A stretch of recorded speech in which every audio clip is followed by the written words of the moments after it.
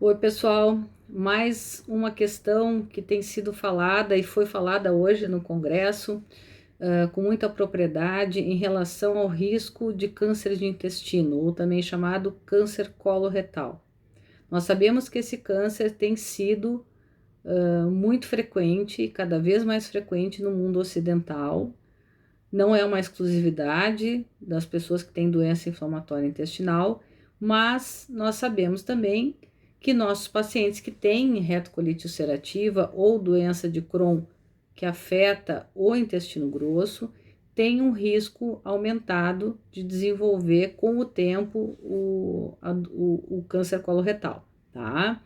Então, existem algumas situações específicas que devem ser muito bem avaliadas e que, apesar da gente saber que não é a melhor coisa do mundo ficar fazendo colonoscopia, pessoal, mas tem algumas situações.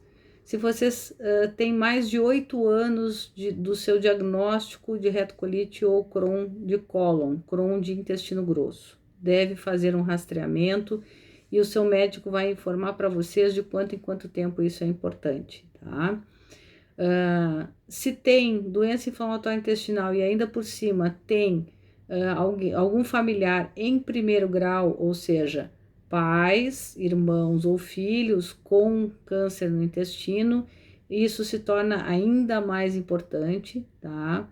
Quem tem doença inflamatória intestinal e tem como manifestação extraintestinal a colangite esclerosante, isso deve suscitar, então, a necessidade de fazer colonoscopia com mais frequência para rastreamento, porque assim, ó, a imensa maioria das vezes, o câncer, ele começa como uma alteração da superfície ali do revestimento interno do intestino, que tem umas células diferentes do normal, e que depois, com o tempo, vão evoluir para o câncer, certo? A gente chama isso de displasia.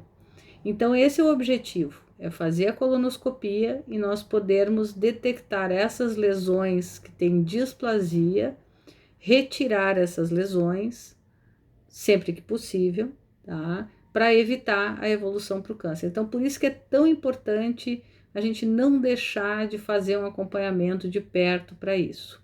Mas tem uma coisa interessante.